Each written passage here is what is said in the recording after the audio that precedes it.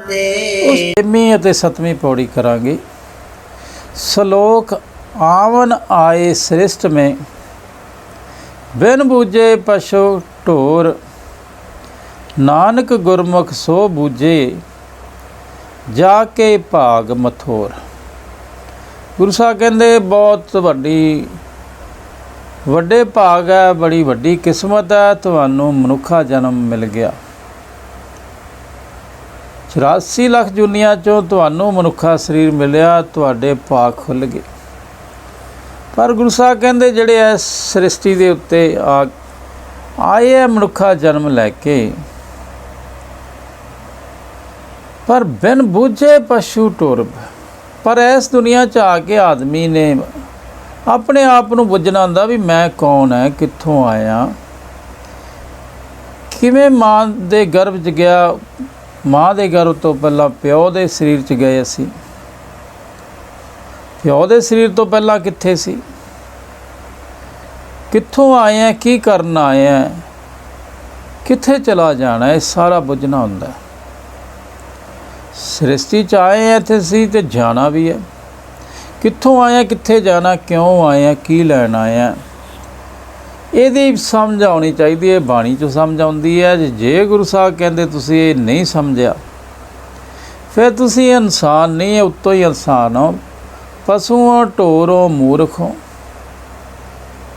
ਜਿਹਨੇ ਆਪਣੇ ਆਪ ਨੂੰ ਨਹੀਂ ਪਛਾਣਿਆ ਵੀ ਮੈਂ ਕੌਣ ਹੈ। ਬਿਨ ਬੂਝੇ ਗੁਰੂ ਸਾਹਿਬ ਦੇ ਉੱਤੋਂ ਵੇਖਣ ਨੂੰ ਇਨਸਾਨ ਹੈ, ਅੰਦਰੋਂ ਤਾਂ ਪਸ਼ੂ ਹੈ। ਕਰਤੂਤ ਪਸ਼ੂ ਕੀ ਮਾਨਸ ਜਾਤ। ਕਿਉਂ ਕਹਿੰਦੇ ਇਸ ਦੁਨੀਆ 'ਚ ਆਏ ਆ, ਕੀ ਲੈਣ ਆਏ ਹੋ, ਕਿਉਂ ਆਏ ਆ, ਕਿੱਥੇ ਜਾਣਾ ਹੈ, ਕੀ ਗਲਤ ਹੈ, ਕੀ ਠੀਕ ਹੈ। ਪਰ ਕਿਹਨੂੰ ਸਮਝ ਆਉਂਦੀ ਹੈ? ਜਿਹੜੇ ਗੁਰੂ ਵੱਲ ਮੁੱਖ ਕਰ ਲੈਂਦੇ ਆ। ਕਿਹਨੂੰ ਸਮਝ ਆਉਂਦੀ ਹੈ? ਜਿਹੜਾ ਕਹਿੰਦਾ ਗੁਰਬਾਣੀ ਨੂੰ ਮੈਂ ਸਮਝਣਾ ਤੇ ਕਮਾਉਣਾ, ਉਹਨੂੰ ਗੁਰਮੁਖ ਕਹਿੰਦੇ ਆ। ਇੱਕ ਗੁਰੂ ਵੱਲ ਮੁੱਖ ਕੀਤਾ, ਗੁਰੂ ਦੇ ਮੁਤਾਬਕ ਚੱਲਣ ਵਾਲਾ। ਇੱਕ ਦੂਜਾ ਹੈ ਜਿਹੜਾ ਗੁਰੂ ਮੁਤਾਬਕ ਨਹੀਂ ਚੱਲਦਾ, ਕੇਵਲ ਬਾਣੀ ਪੜ੍ਹਦਾ ਰਹਿੰਦਾ, ਉਹ ਕਾਮਯਾਬ ਨਹੀਂ ਹੁੰਦਾ। ਨਾਨਕ ਗੁਰਮੁਖ ਸੋ ਬੂਝੇ ਜਾ ਕੇ ਭਾਗ ਮਥੋਰ। ਪਰ ਗੁਰੂ ਸਾਹਿਬ ਕਹਿੰਦੇ ਜਿਹੜੇ ਗੁਰੂ ਗ੍ਰੰਥ ਸਾਹਿਬ ਨੂੰ ਗੁਰੂ ਮੰਨ ਕੇ ਗੁਰੂ ਦੀ ਬਾਣੀ ਨੂੰ ਸਮਝਣਗੇ, ਬੁੱਝ ਲੈਣਗੇ, ਬਾਣੀ ਦੇ ਰਾਹੀਂ ਹਰ ਇੱਕ ਚੀਜ਼ ਸਮਝ ਆ ਜਾਣੀ ਹੈ। ਜੇ ਗੁਰੂ ਸਾਹਿਬ ਕਹਿੰਦੇ ਤੁਹਾਨੂੰ ਬਾਣੀ ਪੜ੍ਹ ਕੇ ਸਮਝ ਆ ਗਈ ਆਪਣੇ ਆਪ ਦੀ, ਇਹ ਦੁਨੀਆ ਦੇ ਖੇਲ ਦੀ ਸਮਝ ਆ ਗਈ, ਸਮਝ ਲਓ ਤੁਹਾਡੀ ਕਿਸਮਤ ਖੁੱਲ੍ਹ ਗਈ, ਤੁਹਾਡਾ ਪਸ਼ੂ ਪੁਣਾ ਖਤਮ ਹੋ ਗਿਆ, ਇਨਸਾਨ ਬਣ ਗਏ, ਗੁਰਮੁਖ ਬਣ ਗਏ। ਪਰ ਗੁਰੂ ਦੇ ਗਿਆਨ ਤੋਂ ਬਿਨਾਂ ਨਹੀਂ ਭਾਈ, ਬਾਣੀ ਵਿਚਾਰਨੀ ਪੈਣੀ ਹੈ, ਬਾਣੀ ਸਮਝਣੀ ਪੈਣੀ ਹੈ। ਜਿਹੜੇ ਗੁਰੂ ਦਾ ਲੜ ਫੜ ਕੇ ਆਪਦੀ ਇਹ ਜੀਵਨ ਜਾਚ ਨੂੰ ਸਮਝ ਲੈਂਦੇ, ਉਹਦੀ ਭਾਗ ਖੁੱਲ੍ਹ ਜਾਂਦੇ। ਫਿਰ ਪੌੜੀ 'ਚ ਗੁਰੂ ਸਾਹਿਬ ਇਹ ਯਹੀਏ ਅੱਖਰ ਦੇ ਰਾਹੀਂ ਸਮਝਾ ਰਹੇ, ਯਾ ਜੁਗ ਮੇਂ ਏਕੋ ਕਿਉਂ ਆਇਆ, ਜਨਮਤ ਮੋਹਿਓ मोहिनी माया, गर्भ कुंड में उर्द तप करते, सांस सांस सिमर प्रभ रहते, उर्ज परे जो छोड़ पुराना, देवनहार मने बिसराना, तारो कृपा जिसे गुसाई, इत उत नानक तिस बिसरो नाही। हुण गुरु साहब इस पौड़ी दे विच यही तो अखर तो कहते भी ਜਿਹੜੇ जग दे विच युग दे विच ऐस ते जन्म लिया तुसी, मनुख इस जन्म विच सिर्फ परमात्मा का सिमरन करन लई जन्मिया। पर सिमरन क्यों करना? पंजां नूं जितन वास्ते। इस दुनिया च मनुख क्यों आया? गुरु दस दिंदा, पंजां नूं जितन वास्ते आया, पंजां नाल युद्ध करन आया। पर पंजां नूं जित तां ही कर सकदा जे परमात्मा दा सिमरन करना सिख लवे। परमात्मा दा सिमरन करके ही पंजां नूं जित सकदा है। मन नूं जिउंदे जी मार सकदा है, मन नूं जिउंदे जी रजाउणा है। ये खेल खेलण आए असीं, ਬਾਣੀ ਪੜ੍ਹ ਕੇ ਵਾਕਿਆ ਹੀ ਖੇਲ ਲੱਗਦੀ ਹੈ ਹੀ ਖੇਲ ਹੈ। ਪਰ ਗੁਰੂ ਸਾਹਿਬ ਕਹਿੰਦੇ ਜਿਹਨੂੰ ਜਾ ਜੱਗ ਮੇਂ ਏਕੋ ਕੋ ਆਇਆ, ਇਸ ਜੱਗ ਦੇ ਵਿੱਚ ਪੰਜਾਂ ਨਾਲ ਲੜਨਾ, ਪਰ ਏਕਮ ਨਾਲ ਜੁੜ ਕੇ ਪੰਜਾਂ ਨੂੰ ਅਸੀਂ ਜਿੱਤ ਸਕਦੇ ਹਾਂ। ਜਨਮਤ ਮੋਹਿਓ ਮੋਹਣੀ ਮਾਇਆ, ਪਰ ਉਹ ਕਰੇ ਕਿ ਖੇਲ ਹੀ ਹੈ ਜਾਂ ਜਦੋਂ ਜਨਮ ਹੁੰਦਾ ਪਹਿਲੇ ਦਿਨ ਹੀ ਬੱਚੇ ਨੂੰ ਸਾਨੂੰ ਵੀ ਘੇਰ ਲਿਆ ਸੀ, ਹੁਣ ਜਿਹੜਾ ਅੱਜ ਜੰਮੂ ਬੱਚਾ ਉਹਨੂੰ ਵੀ ਘੇਰੂਗਾ। ਜੰਮਦਿਆਂ ਸਾਰੀ ਇਹ ਮਾਇਆ ਠੱਗ ਲੈਂਦੀ ਹੈ, ਲੋਭ ਮੋਹ ਪੈਦਾ ਹੋ ਜਾਂਦਾ ਪਹਿਲੇ ਦਿਨ ਹੀ। ਜਾਤ ਇਸ ਭਾਣਾ ਤਾਂ ਜੰਮਿਆ ਪਰਿਵਾਰ ਭਲਾ ਪਾਇਆ, ਲੈ ਛੁਟਕੀ ਲੱਗੀ ਤ੍ਰਿਸ਼ਨਾ ਮਾਇਆ ਅਮਰ ਵਰਤਾਇਆ, ਇਹ ਮਾਇਆ ਜਿਤ ਹਰ ਵਿਸਰੇ ਭਾਉ ਦੂਜਾ ਲਾਇਆ। ਕਹਿੰਦੇ ਭਾਈ ਇਹ ਕਰੇ ਕੀ, ਪਰ ਜਨਮ ਲੈਂਦਿਆਂ ਹੀ ਇਹ ਬਹੁਤ ਤਗੜੀ ਹੈ, ਇਹ ਖਿੱਚ ਲੈਂਦੀ ਆ ਉਹਦੇ ਵੱਲ। ਜਿਵੇਂ ਜਿਵੇਂ ਉਮਰ ਵੱਧਦੀ ਜਾਂਦੀ ਹੈ ਇਹ ਆਪਦੇ ਵੱਲ ਖਿੱਚਦੀ ਜਾਂਦੀ ਆ, ਆਪਦੇ ਅਧੀਨ ਕਰਦੀ ਜਾਂਦੀ ਹੈ, ਪੰਜੇ ਵੱਧਦੇ ਜਾਂਦੇ, ਰੋਜ਼ ਪੰਜੇ ਪਲੱਸ ਹੁੰਦੇ ਜਾਂਦੇ। ਪਰ ਪਰਮਾਤਮਾ ਦੇ ਸਿਮਰਨ ਦੇ ਨਾਲ ਇਹ ਛੱਡ ਕੇ ਭੱਜ ਵੀ ਜਾਂਦੇ। ਪਰ ਗੁਰੂ ਸਾਹਿਬ ਕਹਿੰਦੇ ਜੰਮਣ ਤੋਂ ਪਹਿਲਾਂ ਫਿਰ ਕਿੱਥੋਂ ਆਇਆ, ਕਿਹੜੀ ਚੀਜ਼ ਗਰਭ ਦੇ ਵਿੱਚ ਐਂਟਰ ਕੀਤੀ ਕਿ ਸਰੀਰ ਬਣਿਆ, ਸਰੀਰ ਬਣ ਕੇ ਫਿਰ ਬਾਹਰ ਆ ਗਿਆ। ਗਰ ਕੁੰਡ ਮੇ ਉਰਦ ਤਪ ਕਰਤੇ, ਜੀਵ ਇੱਕ ਬਹੁਤ ਸੂਖਮ ਜੀਵ ਹੈ ਜਿਹੜਾ ਪਿਓ ਦੇ ਸਰੀਰ ਦੇ ਅੰਦਰ ਦੀ ਜਾ ਕੇ ਮਾਂ ਦੇ ਸਰੀਰ 'ਚ ਐਂਟਰ ਕਰਕੇ ਗਰਭ 'ਚ ਸਰੀਰ ਲੈਂਦਾ, ਅੱਗ 'ਚ ਭੁੰਨ ਕੇ ਸਰੀਰ ਬਣਦਾ। ਪਰ ਉਸ ਜੀਵ ਨੂੰ ਅੱਗ 'ਚ ਭੁੰਨਿਆ ਜਾਂਦਾ, ਘੁਮਾਇਆ ਜਾਂਦਾ ਅੱਗ 'ਚ ਤਾਂ ਕਿ ਬਰਾਬਰ ਸੇਕ ਲੱਗੇ। ਉੱਥੇ ਪਰ ਉਹ ਪਰਮਾਤਮਾ ਦਾ ਸਿਮਰਨ ਕਰਦਾ ਰਹਿੰਦਾ ਹੈ ਅਤੇ ਉੱਥੇ ਉਹਨੂੰ ਸੇਕ ਨਹੀਂ ਲੱਗਦਾ, ਕੋਈ ਦੁੱਖ ਦਰਦ ਨਹੀਂ ਆਉਂਦਾ। ਉਹ ਸਿਮਰਨ ਇੱਕ ਤਾਕਤ ਹੈ ਜਿਹੜੀ ਦੁੱਖ ਦਰਦ ਨਹੀਂ ਲੱਗਣ ਦਿੰਦੀ। ਬਾਹਰ ਆ ਕੇ ਫਿਰ ਇਹ ਲੋਭ ਮੋਹ ਦੀ ਅੱਗ ਛੱਡਦਾ, ਉਹਦੇ ਤੋਂ ਵੀ ਉਹ ਪਰਮਾਤਮਾ ਦਾ ਦੁਆਰਾ ਸਿਮਰਨ ਕਰਕੇ ਬਚ ਸਕਦਾ ਹੈ। ਪਰ ਪਰਮਾਤਮਾ ਦਾ ਭਜਨ ਕਰਦਾ ਸੀ, ਸਿਮਰਨ ਕਰਦਾ ਤਾਂ ਉਸ ਅੱਗ 'ਚ ਇਹਨੂੰ ਕੋਈ ਫਰਕ ਨਹੀਂ ਪਿਆ। ਪਰ ਉੱਥੇ ਕੀ ਕਰਦਾ ਸੀ, ਸਾਂਸ ਸਾਂਸ ਸਿਮਰਦਾ ਸੀ, ਸਾਂਸ ਸਾਂਸ ਸਿਮਰਤ ਪਵ ਰਹਤੇ। ਉੱਥੇ ਅੰਦਰ ਸਾਨੂੰ ਨਹੀਂ ਪਤਾ ਸੀ ਕਿਹੜੇ ਘਰ 'ਚ ਜਨਮ ਹੋਣਾ, ਕੀ ਕਰਨਾ, ਬਸ ਉੱਥੇ ਸਿਮਰਨ ਕਰੀ ਜਾਂਦੇ ਸੀ, ਤੂੰ ਹੀ ਤੂੰ ਹੀ। ਅਤੇ ਉਹ ਅੰਦਰ ਦੀ ਅੱਗ ਸਾਨੂੰ ਸਾੜ ਨਹੀਂ ਰਹੀ ਸੀ। ਇਵੇਂ ਬਾਹਰ ਦੀ ਅੱਗ ਵੀ ਉਵੇਂ ਹੀ ਖਤਮ ਹੁੰਦੀ ਹੈ।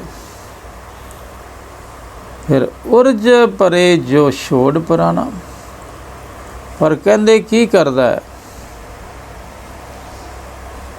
ਜਨਮ ਲੈ ਕੇ ਇਸ ਦੁਨੀਆ 'ਚ ਆ ਜਾਂਦਾ, ਜਨਮ ਲੈਣ ਸਾਰ ਮਾਇਆ ਉਹਦੇ ਵੱਲ ਖਿੱਚ ਲੈਂਦੀ ਹੈ। ਲੋਭ ਮੋਹ ਹੰਕਾਰ ਇਹ ਪੰਜੇ ਵੱਧਦੇ ਜਾਂਦੇ ਹੈ। ਮਾਇਆ 'ਚ ਇੰਨਾ ਖਚਤ ਹੋ ਜਾਂਦਾ, ਉਹਦੇ 'ਚ ਇੰਨਾ ਉਲਝ ਜਾਂਦਾ ਹੈ, ਜਿਹੜੀ ਚੀਜ਼ ਨੂੰ ਛੱਡ ਕੇ ਭੱਜ ਜਾਣਾ ਉਸੇ ਨੂੰ ਇਕੱਠਾ ਕਰੀ ਜਾਂਦਾ, ਉਹਦੇ ਪਿੱਛੇ ਹੀ ਸਾਰੀ ਜ਼ਿੰਦਗੀ ਭੱਜਿਆ ਰਹਿੰਦਾ। ਅਤੇ ਪਰ ਸਾਰਾ ਬਣਿਆ ਬਣਾਇਆ ਸਰੀਰ ਵੀ ਛੱਡ ਕੇ ਚਲਾ ਜਾਂਦਾ, ਧਨ ਦੌਲਤ ਪਰਿਵਾਰ ਵੀ ਛੱਡ ਗਿਆ, ਸਰੀਰ ਵੀ ਛੱਡ ਗਿਆ।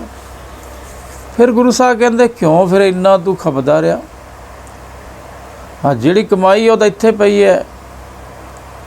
ਠੀਕ ਹੈ ਕਿਰਤ ਕਰਨੀ ਸੀ, ਪਰ ਤੂੰ ਤਾਂ ਕਿਰਤ ਦੀ ਬਜਾਏ ਲੋਭੀ, ਕਾਮੀ, ਕ੍ਰੋਧੀ, ਹੰਕਾਰੀ ਬਣ ਗਿਆ, ਅਤੇ ਕਮਾਈ ਵੀ ਤੇਰੀ ਇੱਥੇ ਪਈ ਰਹਿ ਗਈ, ਅਤੇ ਸਾਰੀ ਜ਼ਿੰਦਗੀ ਇਸ 'ਚ ਲੱਗਿਆ ਰਿਹਾ। ਜਿਹੜਾ ਅਸਲੀ ਕੰਮ ਸੀ ਉਹ ਨਹੀਂ ਭੁੱਲ ਗਿਆ। ਦੇਵਨਹਾਰ ਮਨੇ ਬਿਸਰਾਨਾ, ਪਰ ਕਹਿੰਦਾ ਜਿਹੜੇ ਪਰਮਾਤਮਾ ਨੇ ਤੈਨੂੰ ਸਰੀਰ ਦਿੱਤਾ, ਪਰਿਵਾਰ ਦਿੱਤਾ, ਧਨ ਦੌਲਤ ਦਿੱਤਾ, ਉਹਨੂੰ ਤੂੰ ਵਿਸਰਿਆ ਰਿਹਾ। ਦੇਣ ਵਾਲੇ ਨੂੰ ਭੁੱਲ ਗਿਆ, ਦਿੱਤਿਆਂ ਨੂੰ ਯਾਦ ਰਹਿ ਗਿਆ। ਸਾਰੇ ਪਦਾਰਥ ਤੇਰੇ ਯਾਦ ਹੈ, ਪਰ ਪਦਾਰਥ ਦੇਣ ਵਾਲਾ ਨਹੀਂ ਯਾਦ। ਸਰੀਰ ਨੂੰ ਤੂੰ ਆਪਦਾ ਬਣਾ ਲਿਆ, ਜਿਹਨੇ ਸਰੀਰ ਬਣਾਇਆ ਉਹਨੂੰ ਨਹੀਂ ਆਪਦਾ ਬਣਾਇਆ, ਉਹਨੂੰ ਭੁੱਲਿਆ ਹੀ ਰਿਹਾ। ਪਰ ਗੁਰੂ ਦੇ ਸਿੱਖ ਉਹਨੂੰ ਯਾਦ ਰੱਖਦੇ ਆ, ਗੁਰੂ ਉਸ ਨੂੰ ਯਾਦ ਕਰਾਉਣਾ ਸਿਖਾਉਂਦਾ। ਤਾਰੋ ਕਿਰਪਾ ਜਿਸੇ ਗੁਸਾਈ, ਇਤ ਊਤ ਨਾਨਕ ਤਿਸ ਵਿਸਰੋ ਨਹੀਂ। ਪਰ ਹੇ ਮਾਲਕ ਪ੍ਰਭੂ, ਜਿਹੜੇ ਅਰਦਾਸਾਂ ਕਰਦੇ ਜਿਨ੍ਹਾਂ ਨੂੰ ਅਰਦਾਸ ਕਰਕੇ ਮੰਗਣਾ ਹੁੰਦਾ, ਤੈਥੋਂ ਮੰਗਦੇ ਆ, ਸਿੱਧਾ ਮੰਗਦੇ ਆ, ਆਪ ਮੰਗਦੇ ਆ, ਹੋਰ ਕਿਸੇ ਤੋਂ ਅਰਦਾਸ ਨਹੀਂ ਕਰਾਉਂਦੇ। ਜਿਹੜਾ ਬਸ ਗੁਰੂ ਦੀ ਸਿੱਖਿਆ ਲੈ ਕੇ ਤੈਥੋਂ ਨਾਮ ਮੰਗਦਾ, ਉਹਦੇ 'ਤੇ ਕਿਰਪਾ ਤੂੰ ਕਰ ਦਿੰਦਾ, ਉਹਨੂੰ ਫਿਰ ਤੂੰ ਕਦੇ ਭੁੱਲਦਾ ਹੀ ਨਹੀਂ, ਹਰ ਵੇਲੇ ਯਾਦ ਰਹਿੰਦਾ। ਉਹ ਇਸ ਜ਼ਿੰਦਗੀ 'ਚ ਮੌਤ ਤੋਂ ਪਹਿਲਾਂ ਵੀ ਯਾਦ ਰੱਖਦਾ, ਮੌਤ ਤੋਂ ਬਾਅਦ ਵੀ। ਲੋਕ ਤੇ ਪਰਲੋਕ 'ਚ ਤੈਨੂੰ ਵਿਸਰਦਾ ਨਹੀਂ, ਪਰ ਜਿਹੜਾ ਲੋਕ ਦੇ ਵਿੱਚ ਉਹਨੂੰ ਯਾਦ ਕਰਨਾ ਸਿੱਖੂਗਾ, ਪਰਲੋਕ 'ਚ ਯਾਦ ਵੀ ਉਸੇ ਨੂੰ ਆਊਗਾ। ਇਸ ਕਰਕੇ ਅਸੀਂ ਵੀ ਅਰਦਾਸ ਕਰੀਏ, ਸਾਡੇ 'ਤੇ ਵੀ ਕਿਰਪਾ ਕਰੋ। ਹੇ ਮਾਲਕ ਪ੍ਰਭੂ, ਅਸੀਂ ਭੁੱਲੇ ਬੈਠੇ ਹਾਂ ਤੈਨੂੰ, ਸਾਡੇ 'ਤੇ ਵੀ ਕਿਰਪਾ ਕਰ ਦਿਓ, ਤੇਰੀ ਯਾਦ ਆਉਣ ਲੱਗ ਜਾਏਗੀ, ਅਸੀਂ ਤੈਨੂੰ ਨਾ ਭੁੱਲੀਏ, ਇਸ ਲੋਕ ਦੇ ਵਿੱਚ ਵੀ ਨਾ ਭੁੱਲੀਏ ਅਤੇ ਪਰਲੋਕ 'ਚ ਵੀ ਨਾ ਭੁੱਲੀਏ। ਸਾਡੇ 'ਤੇ ਕਿਰਪਾ ਕਰ ਦਿਓ। ਸ਼ਲੋਕ ਆਵਤ ਹੁਕਮ ਵਿਨਾਸ਼ ਹੁਕਮ ਆਗਿਆ ਭਿੰਨ ਨਾ ਕੋਏ, ਆਵਨ ਜਾਣਾ ਤੈ ਮਿਟੇ ਨਾਨਕ ਜੈ ਮਨ ਸੋਏ। ਗੁਰੂ ਸਾਹਿਬ ਕਹਿੰਦੇ ਭਾਈ ਤੁਸੀਂ ਹੁਕਮ 'ਚ ਹੀ ਆਏ ਆ ਅਤੇ ਹੁਕਮ 'ਚ ਹੀ ਤੁਹਾਡਾ ਸਰੀਰ ਖਤਮ ਹੋ ਜਾਣਾ, ਮੌਤ ਹੋ ਜਾਣੀ ਹੈ। ਹੁਕਮ ਹੋਇਆ ਤਾਂ ਜੰਮੇ, ਹੁਕਮ ਤੋਂ ਬਿਨਾਂ ਜੰਮ ਹੀ ਨਹੀਂ ਸਕਦਾ, ਅਤੇ ਹੁਕਮ 'ਚ ਹੀ ਮਰਦਾ, ਨਾ ਉਦੋਂ ਪਹਿਲਾਂ ਮਰੇ ਨਾ ਬਾਅਦ 'ਚ ਮਰੇ। ਉਸ ਹੁਕਮ ਤੋਂ ਆਕੀ ਨਹੀਂ ਹੋ ਸਕਦਾ ਕੋਈ। ਇਹ ਨਹੀਂ ਹੋ ਸਕਦਾ ਬੰਦਾ ਤਾਂ ਮੈਂ ਲੁੱਕ ਕੇ ਬੈਠ ਜਾਂਦਾ ਅਤੇ ਰੱਬ ਨੂੰ ਮੈਂ ਥਿਆਉਣਾ ਨਹੀਂ ਅਤੇ ਮੈਂ ਮਰੂੰਗਾ ਨਹੀਂ, ਹੋ ਨਹੀਂ ਸਕਦਾ। ਇਹ ਹੁਕਮ ਤੋਂ ਆਕੀ ਨਹੀਂ ਹੋ ਸਕਦਾ। ਜਿਹਦਾ ਜਨਮ ਹੋਣਾ, ਜਨਮ ਵੀ ਹੁੰਦਾ, ਜਨਮ ਵੀ ਨਹੀਂ ਰੋਕ ਸਕਦਾ ਅਤੇ ਨਾ ਕੋਈ ਮੌਤ ਰੋਕ ਸਕਦਾ। ਜਿਹਨੂੰ ਉਹਨੇ ਪੈਦਾ ਕਰਨਾ, ਹੁਕਮ 'ਚੋਂ ਪੈਦਾ ਹੁੰਦਾ ਹੀ ਹੈ, ਜਿੰਨਾ ਮਰਜ਼ੀ ਕੋਈ ਜ਼ੋਰ ਲਾ ਲੇ। ਕ੍ਰਿਸ਼ਨ ਜੀ ਨੂੰ ਉਹਨਾਂ ਦੇ ਮਾਮੇ ਨੇ ਸੋਚਿਆ ਸੀ ਮੈਂ ਉਹਨੂੰ ਪੈਦਾ ਹੀ ਨਹੀਂ ਹੋਣ ਦਿੰਦਾ। ਕਿਸੇ ਨੇ ਕਹਿਤਾ ਸੀ ਤੇਰਾ ਭਾਂਜਾ ਤੈਨੂੰ ਮਾਰੂਗਾ, ਉਹ ਕਹਿੰਦਾ ਮੈਂ ਉਹਦੇ ਭੈਣ ਦੇ ਘਰੇ ਬੇਟਾ ਹੋਣ ਹੀ ਨਹੀਂ ਦੇਣਾ, ਲੜਕਾ ਹੋਣ ਹੀ ਨਹੀਂ ਦੇਣੀਆਂ, ਲੜਕੀਆਂ ਹੋ ਜਾਣਗੀਆਂ ਤਾਂ ਠੀਕ ਹੈ, ਲੜਕੇ ਨੇ ਮਾਰਨਾ। ਉਹਨੇ ਬੜੇ ਲੜਕੇ ਨੂੰ, ਜਿਹੜਾ ਵੀ ਲੜਕਾ ਪੈਦਾ ਹੁੰਦਾ ਸੀ, ਮਾਰ ਦਿੰਦਾ ਸੀ। ਪਰ ਜਦੋਂ ਹੁਕਮ ਹੈ ਕ੍ਰਿਸ਼ਨ ਜੀ ਦਾ, ਉਦੋਂ ਨਹੀਂ ਮਰਿਆ। ਆਪਣੇ ਆਪ ਕਹਾਣੀ ਬਣ ਕੇ ਕ੍ਰਿਸ਼ਨ ਜੀ ਪੈਦਾ ਹੋ ਗਏ, ਹੁਕਮ 'ਚ ਆ ਗਿਆ, ਹੁਕਮ 'ਚ ਬਨਾਸ, ਹੁਕਮ 'ਚ ਉਹਨੂੰ ਮਾਰਿਆ ਵੀ, ਅਤੇ ਜਦੋਂ ਸਭ ਦੀ ਮੌਤ ਵੀ ਹੁੰਦੀ ਹੈ। ਆਗਿਆ ਭਿੰਨਣਾ, ਇਹ ਨਹੀਂ ਹੋ ਸਕਦਾ, ਨਾ ਕੋਈ ਜੰਮਦੇ ਨੂੰ ਰੋਕ ਸਕਦਾ, ਨਾ ਮਰਦੇ ਨੂੰ। ਹੁਕਮ ਪੂਰਾ ਪੱਕਾ, ਉਸੇ ਟਾਈਮ ਮੌਤ ਹੋਣੀ ਹੋਣੀ ਹੈ। ਆਵਣ ਜਾਣਾ ਤੈ ਮਿਟੇ ਨਾਨਕ ਜੈ ਮਨ ਸੋਏ। ਪਰ ਗੁਰੂ ਸਾਹਿਬ ਕਹਿੰਦੇ ਤੁਸੀਂ ਇਹੋ ਜਿਹਾ ਤਰੀਕਾ ਲਓ, ਇਹ ਜਨਮ ਮਰਨ ਦਾ ਬੜੇ ਭਿਆਨਕ ਦੁੱਖ ਹੈ। ਸਰੀਰ ਕਦੇ ਲੈਣਾ ਪੈਂਦਾ, ਕਦੇ ਛੱਡਣਾ ਪੈਂਦਾ, ਸਾਰੀ ਉਮਰ ਸਰੀਰ ਨੂੰ ਪਾਲਦਾ ਰਹਿੰਦਾ, ਡਰਦਾ ਰਹਿੰਦਾ। ਗੁਰੂ ਸਾਹਿਬ ਕਹਿੰਦੇ ਤੁਹਾਡਾ ਆਉਣ ਜਾਣ ਹੀ ਖਤਮ ਹੋ ਜਾਊਗਾ। ਜੇ ਤੁਸੀਂ ਅੱਜ ਮਨੁੱਖਾ ਜਨਮ ਦੇ ਵਿੱਚ ਹੈਗੇ ਹੋ, ਅੱਜ ਮੌਤ ਤੋਂ ਪਹਿਲਾਂ ਮਨ ਦੇ ਵਿੱਚ ਪਰਮਾਤਮਾ ਨੂੰ ਵਸਾ ਲਓ। ਜਿਨ੍ਹਾਂ ਦੇ ਮਨ 'ਚ ਪਰਮਾਤਮਾ ਵਸ ਜਾਂਦਾ, ਉਹ ਜਨਮ ਤੋਂ ਬਾਹਰ ਹੋ ਜਾਂਦੇ, ਉਹ ਆਪਦਾ ਮੈਚ ਜਿੱਤ ਲੈਂਦੇ ਆ। ਫਿਰ ਪੌੜੀ 'ਚ ਗੁਰੂ ਸਾਹਿਬ ਕਹਿੰਦੇ ਇਹੋ ਜੀਓ ਬਹੁਤ ਗਰਭ ਵਾਸੇ, ਮੋਹ ਮਗਨ ਮੀਠ ਜੋਨ ਫਾਸੇ, ਇਨ ਮਾਇਆ ਤ੍ਰੈ ਗੁਣ ਬਸ ਕੀਨੇ, ਆਪਨ ਮੋਹ ਘਟੇ ਘਟ ਦੀਨੇ। ਇਹ ਸਾਜਨ ਕਛੂ ਕਰੋ ਉਪਾਇਆ, ਜਾਂ ਤੇ ਤਰਿਓ ਵਿਖਮੇ ਮਾਇਆ, ਕਰ ਕਿਰਪਾ ਸਤ ਸੰਗ ਮਿਲਾਏ, ਨਾਨਕ ਤਾਂ ਕੇ ਨਿਕਟ ਨਾ ਮਾਏ। ਗੁਰੂ ਸਾਹਿਬ ਕਹਿੰਦੇ ਭਾਈ ਇਹ ਜੀਵ ਕੱਲਾ ਇਨਸਾਨ ਨਹੀਂ ਪੈਦਾ ਹੁੰਦਾ, ਉਹਦੇ ਨਾਲ ਹੋਰ ਕਿੰਨੇ ਤਰ੍ਹਾਂ ਦੇ ਜੀਵ ਪੈਦਾ ਹੁੰਦੇ। ਕੋਈ ਆਂਡੇ ਤੋਂ ਪੈਦਾ ਹੁੰਦਾ, ਕੋਈ ਜ਼ਹਿਰ ਤੋਂ ਪੈਦਾ ਹੁੰਦਾ, ਕੋਈ ਪਸੀਨੇ ਤੋਂ, ਕੋਈ ਬੀਜ ਤੋਂ ਪੈਦਾ ਹੋ ਰਿਹਾ। ਜੀਵ ਅਨੇਕਾਂ ਦੁਨੀਆਂ 'ਚ ਵਾਸ ਕਰਦਾ। ਇੱਕ ਸੂਖਮ ਚੀਜ਼ ਹੈ ਬਸ, ਜਿਹਦੇ ਉਹ ਅਲੱਗ-ਅਲੱਗ ਸਰੀਰਾਂ 'ਚ ਇੰਟਰ ਹੁੰਦੀ ਜਾਂਦੀ ਹੈ। ਜੇ ਸਰੀਰ 'ਚ ਇੰਟਰ ਹੁੰਦੀ ਹੈ ਉਹ ਜਾਂ ਸਰੀਰ ਉਹਨੂੰ ਮਿਲ ਜਾਂਦਾ। ਪਸ਼ੂ ਪੰਛੀ ਵੀ ਗਰਭ ਦੇ ਰਾਹੀਂ ਪੈਦਾ ਹੁੰਦੇ ਆ, ਇਨਸਾਨ ਵੀ ਪੈਦਾ ਹੁੰਦਾ। ਪਸ਼ੂ ਪੰਛੀ ਵੀ ਮਰਦੇ, ਉਹਨਾਂ ਦਾ ਸਰੀਰ ਬੇਕਾਰ ਹੋ ਜਾਂਦਾ। ਆਦਮੀ ਮਰਦਾ, ਉਹਦਾ ਵੀ। ਕਿਹੜੀ ਚੀਜ਼ ਹੈ ਜਿਹੜੀ ਨਿਕਲਦੀ ਹੈ ਮੌਤ ਹੋ ਜਾਂਦੀ ਹੈ? ਕਿਹੜੀ ਚੀਜ਼ ਗਰਭ 'ਚ ਜਾਂਦੀ ਹੈ ਕਿ ਸਰੀਰ ਬਣ ਜਾਂਦੇ? ਉਹਦੀ ਸਮਝ ਬਿਰਲੇ ਨੂੰ ਆਉਂਦੀ ਹੈ। ਪਰ ਜਿਹੜਾ ਵੀ ਇੱਥੇ ਜੀਵ ਪੈਦਾ ਹੁੰਦਾ, ਪਸ਼ੂ ਪੰਛੀ ਵੀ ਮੋਹ 'ਚ ਫਸ ਜਾਂਦੇ ਆ ਕੇ। ਉਹ ਵੀ ਆਪਦੇ ਸਰੀਰ ਦੇ ਨਾਲ ਮੋਹ ਪਾ ਲੈਂਦੇ ਅਤੇ ਉਸ ਦੇ ਵਿੱਚ ਮਗਨ ਰਹਿੰਦੇ। ਬੜੇ ਮਿੱਠੇ ਮੋਹ 'ਚ ਮਸਤ ਹੋ ਕੇ ਜੂਨਾਂ ਦੇ ਖੇਡ 'ਚ ਫਸੇ ਰਹਿੰਦੇ। ਪਰ ਇਨਸਾਨ ਇਕੱਲਾ ਹੈ, ਉਹ ਇਹਦੇ ਤੋਂ ਬਚ ਸਕਦਾ। ਗੁਰੂ ਦੀ ਮੱਤ ਲੈ ਕੇ ਮੂਲ ਨਾਲ ਜੁੜ ਸਕਦਾ ਹੈ, ਪਰਮਾਤਮਾ ਨੂੰ ਮਨ 'ਚ ਵਸਾ ਸਕਦਾ। ਪਰ ਇਨ ਮਾਇਆ ਤ੍ਰੈ ਗੁਣ ਬਸ ਕੀਤੇ। ਕਹਿੰਦੇ ਇਸ ਮਾਇਆ ਨੇ ਇਸ ਸ੍ਰਿਸ਼ਟੀ ਦੇ ਸਾਰੇ ਜੀਅ, ਕੀੜੇ ਮਕੌੜੇ ਤੋਂ ਲੈ ਕੇ ਹਾਥੀ ਤੱਕ ਹਰੇਕ ਇਨਸਾਨ ਨੂੰ ਮੋਹ, ਲੋਭ, ਹੰਕਾਰ 'ਚ ਪਾਇਆ ਹੋਇਆ। ਇਹ ਪੰਜੇ ਫਿਰ ਉਹਨੂੰ ਬੜਾ ਤੰਗ ਕਰਦੇ।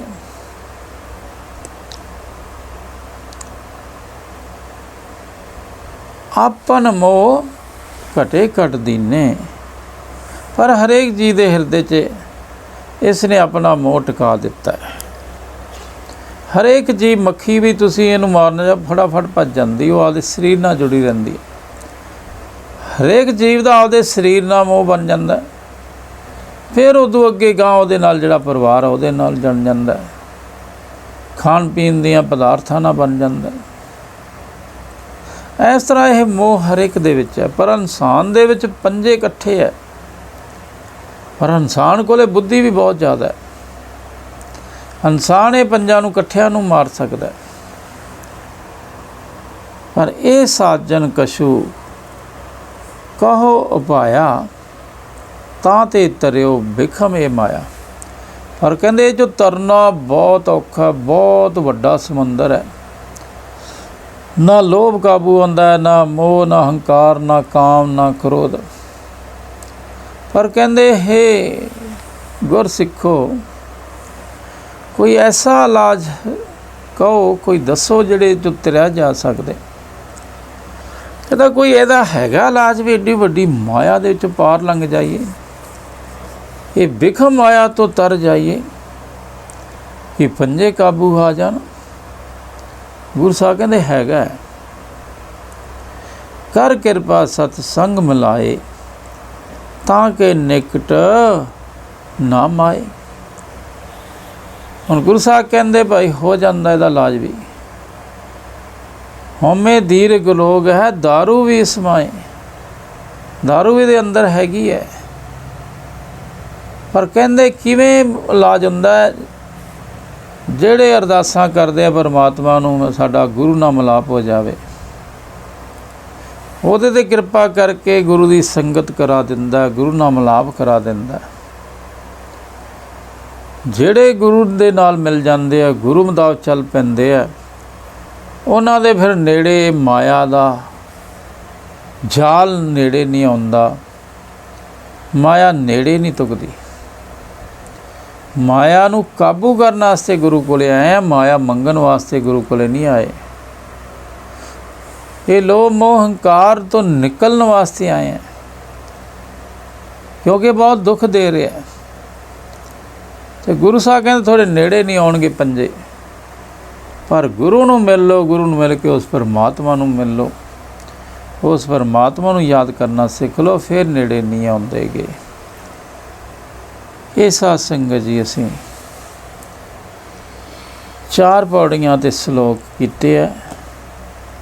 2 ਭਾਗਾਂ ਦੇ 'ਚ ਇਸ 'ਤੇ ਵਿਚਾਰ ਕੀਤੀ ਹੈ। ਗੁਰੂ ਸਾਹਿਬ ਨੇ ਬੜੀਆਂ ਬਰੀਕੀਆਂ ਸਮਝਾਈਆਂ ਇਸ ਸ਼ਬਦਾਂ ਦੇ ਵਿੱਚ। ਕਿਵੇਂ ਮਨ ਫਸਦਾ, ਕਿਵੇਂ ਨਿਕਲ ਸਕਦਾ, ਕਾਹਦੇ ਵਾਸਤੇ ਅਸੀਂ ਆਏ ਹਾਂ, ਕੀ ਨਹੀਂ ਆਏ। ਮਾਇਆ ਤੋਂ ਨਿਕਲਣ ਵਾਸਤੇ ਗੁਰੂ ਕੋਲੇ ਜਾਣਾ। ਮਾਇਆ ਤਾਂ ਪਹਿਲਾਂ ਹੀ ਘੇਰੀ ਬੈਠੀ ਹੈ, ਮਾਇਆ ਮੰਗਣ ਨਹੀਂ ਜਾਣਾ। ਗੁਰੂ ਦਾ ਸਿੱਖ ਇਕੱਲਾ ਨਾਮ ਮੰਗਦਾ ਹੈ, ਦੁਨੀਆ ਦਾ ਰਾਜ ਵੀ ਨਹੀਂ ਮੰਗਦਾ, ਰਾਜ ਵੀ ਲੈਣਾ ਪਸੰਦ ਨਹੀਂ ਕਰਦਾ। ਉਹ ਗੁਰਸਿੱਖੀ ਹੁੰਦੀ ਹੈ, ਉਹ ਫਿਰ ਸਿੱਖਣੀ ਹੈ ਤਾਂ ਵਿਰਲੇ ਬਣ ਸਕਦੇ ਹਾਂ। ਸੋ ਸਾਧ ਸੰਗਤ ਜੀ, ਉਸ ਮਾਲਕ ਪ੍ਰਭੂ ਦੀ ਜਿੰਨੀ ਕੁ ਕਿਰਪਾ ਹੋਈ ਉਨੀ ਕਿ ਅਸੀਂ ਇਹਨਾਂ ਸ਼ਬਦਾਂ 'ਤੇ ਵਿਚਾਰ ਕਰ ਸਕੇ ਹਾਂ। ਪਰ ਵਿਚਾਰ ਕਰਦਿਆਂ ਤੋਂ, ਬਾਣੀ ਪੜ੍ਹਦਿਆਂ ਤੋਂ ਲੱਖਾਂ ਕਰੋੜਾਂ ਗਲਤੀਆਂ ਹੋਈਆਂ ਹੋਣਗੀਆਂ। ਅਣਜਾਣ ਸਮਝ ਕੇ ਬਖਸ਼ ਲੈਣਾ, ਬਖਸ਼ ਲੈਣਾ। ਫੁੱਲਣਹਾਰ ਹੈ ਸਾਧ ਸੰਗਤ ਬਖਸ਼ਣ ਜੋਗ ਹੈ, ਇਹਨਾਂ ਕਹਿੰਦੇ ਖਿਮਾ ਦੇ ਜਾਚਕ ਹਾਂ। ਵਾਹਿਗੁਰੂ ਜੀ ਕਾ ਖਾਲਸਾ, ਵਾਹਿਗੁਰੂ ਜੀ ਕੀ